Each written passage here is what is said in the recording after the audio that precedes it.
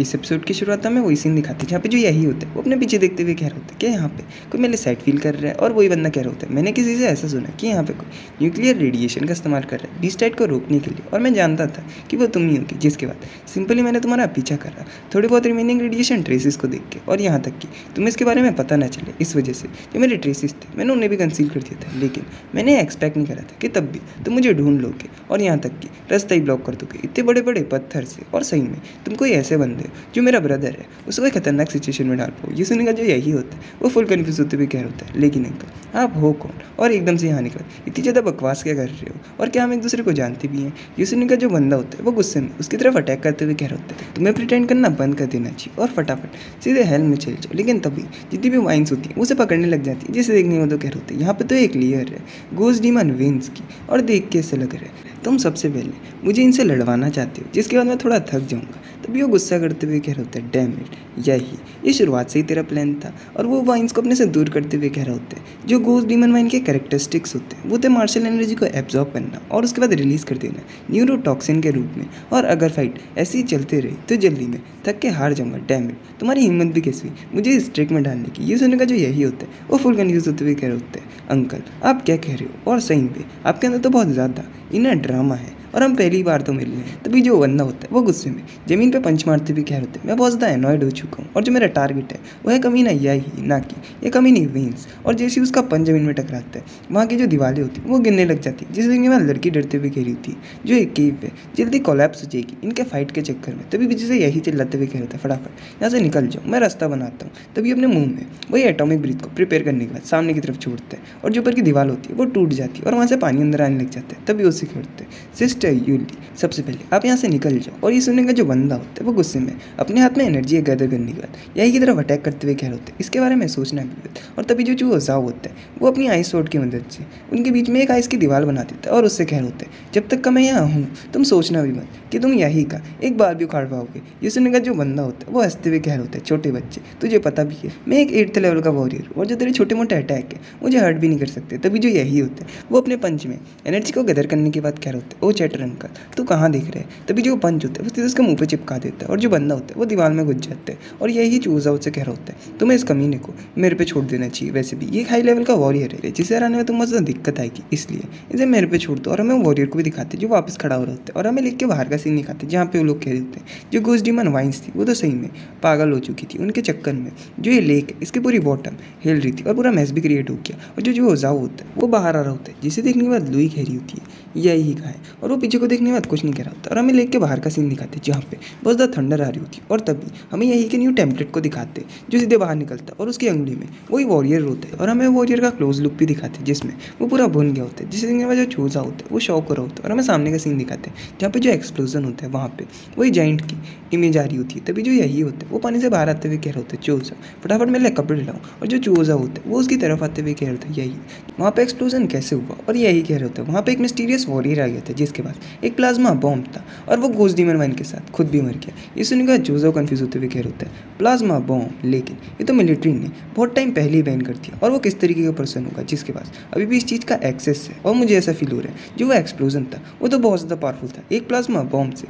और यहाँ तक कि वहाँ पे तो जो स्मोक था वहाँ पे एक जाइंट की भी इमेज आ रही थी। ये सुनकर यही डरते हुए कह रहा था तुमने पक्का कुछ गलत देख लिया होगा, वो तो एक एक्सप्लोजन की वजह से हुआ। और यही अपने मन में सोच रहे होते हैं फॉर्चुनेटली मैं इन लोगों को बेवकूफ़ बना सकता हूँ अगर इन्हें पता चल गया मेरी न्यू मोस्ट टेम्पलेट एबिलिटी के बारे में तो ये ज़्यादा कुछ अच्छा नहीं होगा। और जो मेरे हैंड्स है वो ज़्यादा हैवी है क्योंकि जो वॉरियर था उसकी यहाँ तक की राख भी नहीं बची। लेकिन फॉर्चुनेटली जो वो गोस्ट डीमन वाइन था उसका मेरे पास मैजिकल कोर है। तभी जो सिस्टर लुई होती है वहाँ से जाते हुए कह रही होती है यही हम जा रहे हैं और मुझे माफ़ कर देना तुम हमारा पीछा कर रहे थे लेकिन आखिरी में तुम्हें कुछ भी नहीं मिला और हमारे चक्कर में तुम्हें और ज़्यादा ट्रबल भी होगी और हमें बचाना भी पड़ा।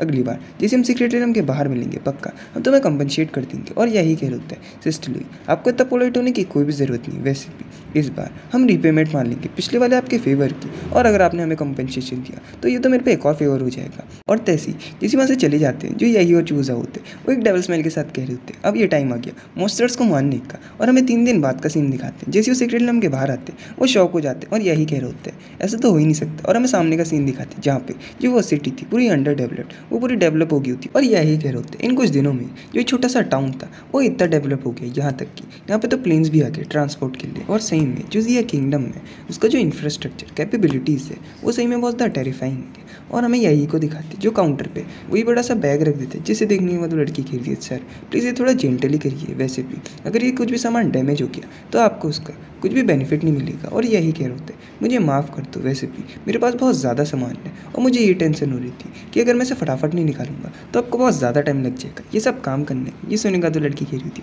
आपको टेंशन लेने की कोई भी ज़रूरत नहीं, वैसे भी यहाँ पे सारे प्रोफेशनल्स हैं। और यही कह रहे होते अच्छा अगर ऐसी बात है तब भी वो धड़ाधड़ करके सारे बोरियाँ निकाले जा रहे होते और 5वीं बोरी निकालने के बाद 6वीं बोरी निकालते हुए कह रहे होते ये है आखिरी और ये थोड़ी बड़ी है। और जो लड़की होती है वो डरते हुए सोच रही होती बोरी के बाद बोरी, क्या ये बंदा इधर उधर सामान को ले जाते हैं। तभी वो डरते हुए कह रही थी सर कि जो आपका काम था वो ख़त्म हो गया। और यही हंसते हुए कह रहे थे नहीं फटाफट इसे कैलकुलेट करो, अभी मेरे पे तो और भी चीज़ें हैं, अभी तो मैं स्पिरिचुअल मेडिसिन भी निकालूंगा। और हमें स्पिरिचुअल मेडिसिन अप्रेजल सेंटर का सीन दिखाते जहाँ पे जितने भी बुड्ढे होते हैं वो शौक होते हुए कह रहे होते ओ भाई साहब यहाँ पे तो 300 साल पुरानी ओल्ड 7 स्टार लीफ पड़ी है। सही में जो ये स्पिरिचुअल मेडिसिन होती है ये तो एक्सट्रीमली हिडन होती है और जो कोई प्रोफेशनल होता है उसे भी खोजने में बहुत ज़्यादा दिक्कत होती है।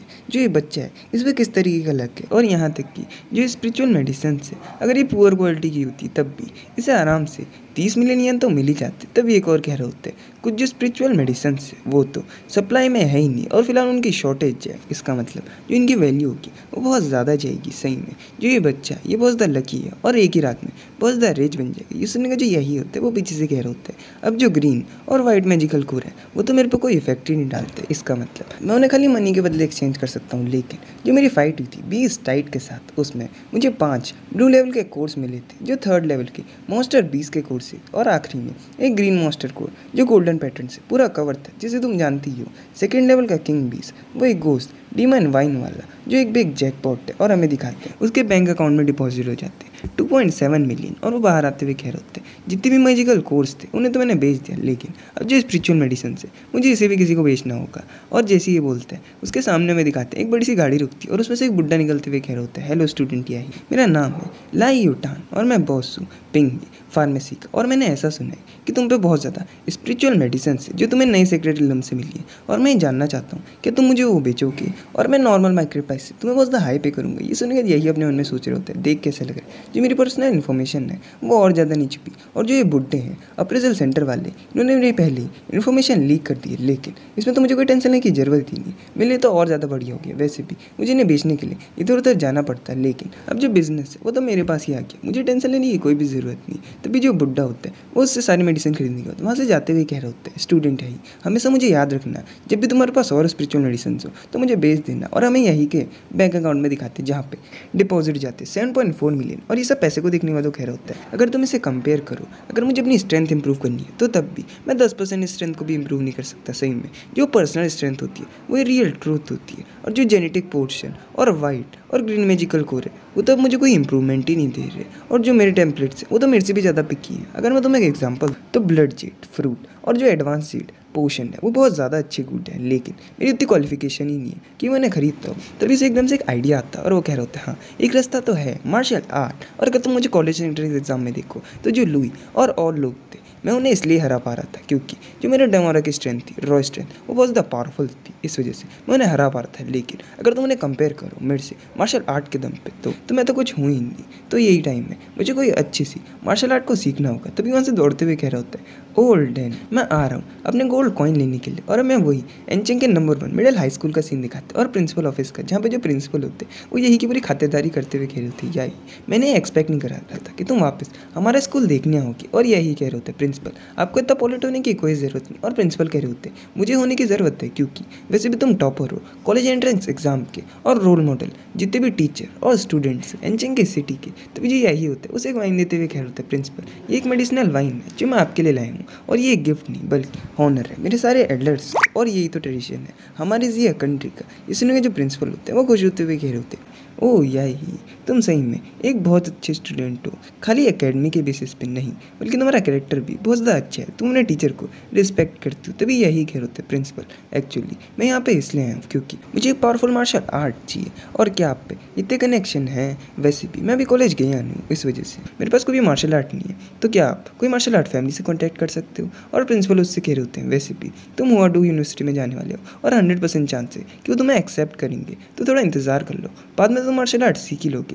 वो तभी जो यही होता है वो खतरनाक चेहरा बनाते हुए कह रहे थे प्रिंसिपल, मैं सही में खुद को इम्प्रूव करना चाहता हूँ। और प्रिंसिपल कह रहे होते हैं, अच्छा मैं तुम्हें किसी न किसी से इंट्रोड्यूस करा ही दूंगा इस मैटर के बारे में। वैसे भी तुम एक स्पेशल टैलेंट हो और जो हम जैसे एजुकेटेड लोग हैं हमें टीच करना चाहिए औरों को भी ऐसी उनके एप्टीट्यूड के अकॉर्डिंग। ये सुनने का जो यही होता है फुल मस्का मारते हुए कह रहे होते हैं प्रिंसिपल, आप बिल्कुल सही कह रहे हो। वैसे भी जो रूल्स है वो पहले ही निपट चुके हैं और जो पीपल है खाली वही जिंदा है। और आप एजुकेशन इंडस्ट्री में एक ब्लेसिंग हो और एजुकेटर्स को भी आपकी तरह होना चाहिए जो टाइम के साथ खुद को चेंज करते हैं। ये सुनने का जो प्रिंसिपल होते हैं वो खुश होते हुए कह रहे होते हैं, हाँ तुम बिल्कुल सही कह रहे हो। और हम अगले दिन का सीन दिखाते हैं जहाँ पे यही को प्रिंसिपल का कॉल आता है और वो कह रहे होते हैं, मैंने पहले ही तुम्हारे लिए सब चीज़ों को अरेंज कर दिया है। और यही कह रहे होते हैं प्रिंसिपल, आपका शुक्रिया, लेकिन क्या आप मुझे बता सकते हो वो कौन सी मार्शल आर्ट फैमिली है? तभी वो कुछ सुनने के बाद शौक होते हुए कह रहे होते हैं, क्या लुई फैमिली? वो मुझे चाहती है अपनी सीक्रेट फैमिली की मार्शल आर्ट सिखाना। और हमें बाहर का सीन दिखाते हैं जहाँ पे एक बंदा अपनी बंदी के साथ बाइक में जा रहा होता है और उसकी बंदी कह रही होती है, ब्रदर सही में ये तो बहुत ज़्यादा फास्ट है और आप बहुत ज़्यादा औसम हो। और वो बंदा कह रहा होता है, ये तो कुछ भी नहीं,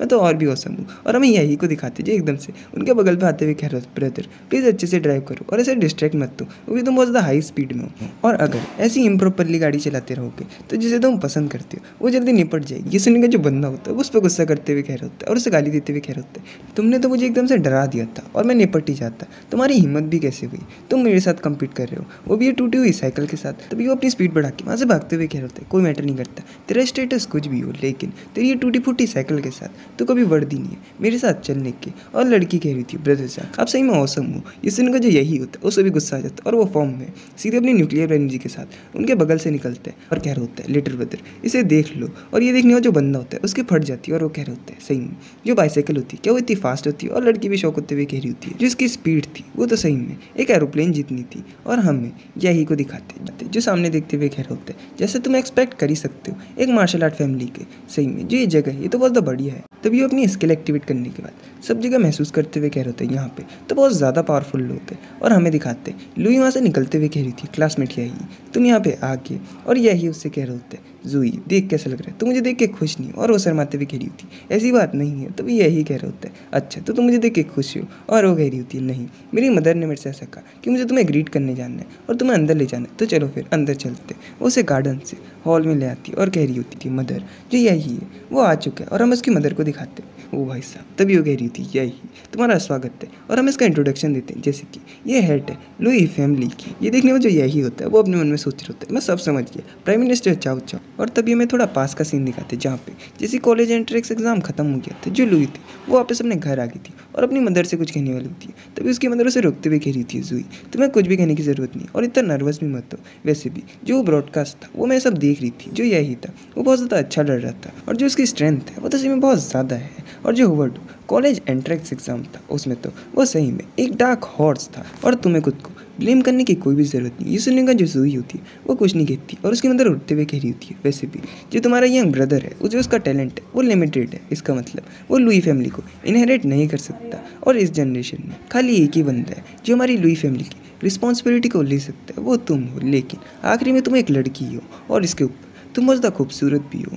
जैसे तुम्हारे फादर निपट गए उसके बाद हमारे पास कोई भी पावरफुल बैकर नहीं रहा जो हमारी लुई फैमिली को सपोर्ट कर सके और हमारे पास कोई चॉइस भी नहीं रही। हमें छोटी सी सिटी में आना पड़ा और जो बिग फैमिली है वो तुम्हारे साथ शादी करना चाहती है और हम इन्हें रिफ्यूज़ भी नहीं कर सकते। इसका मतलब जो ये लुई फैमिली है वो पूरी ख़त्म होगी, लेकिन हमारे पास एक और रास्ता है। मैं चाहती हूँ कि तुम्हारा पेयर बने उसके साथ। ये सुनने के बाद जो लुई होती है वो शर्मा रही होती है और उसकी मदर कह रही होती है, जो यही है वो तो बहुत ज़्यादा अच्छा है और जिसका टैलेंट है उसकी तो बात ही मत करो। और वैसे भी वो एक सिंपल फैमिली बैकग्राउंड से आता है जिसका फ्यूचर जो है वो बहुत ज़्यादा ब्राइट है। और मैंने ऑब्जर्व भी करा है जो उस बंदे के एम्बिशंस हैं वो इतने ज़्यादा खतरनाक भी नहीं है। और मैं ये नहीं कह रही कि तुम्हें अभी आंसर देना है, बस उसके साथ थोड़ा टाइम बिता। और हमें करेन का सीन दिखाते हैं जहाँ पे वो कह रही होती है, लुई फैमिली में तुम्हारा स्वागत है यही। और यही कह रहे होते हैं, आंटी मैं छोटा सा गिफ्ट लाया था आपके लिए। ये सुनने के बाद वो कह रही होती है, मैंने प्रिंसिपल से ऐसा सुना है कि तुम एडवांस मार्शल आर्ट सीखना चाहते हो। और यही कह रहे होते हैं, आप सही कह रहे हो। तभी वो कह रही होती है, क्वीन जू जो है तो तुम्हें रास्ता दिखाती थी। और यही शौक होते हुए कह रहे होते हैं, क्या सही में ये एग्री होके। और वो उसे गिफ्ट लेते हुए कह रही होती है, जो जूही है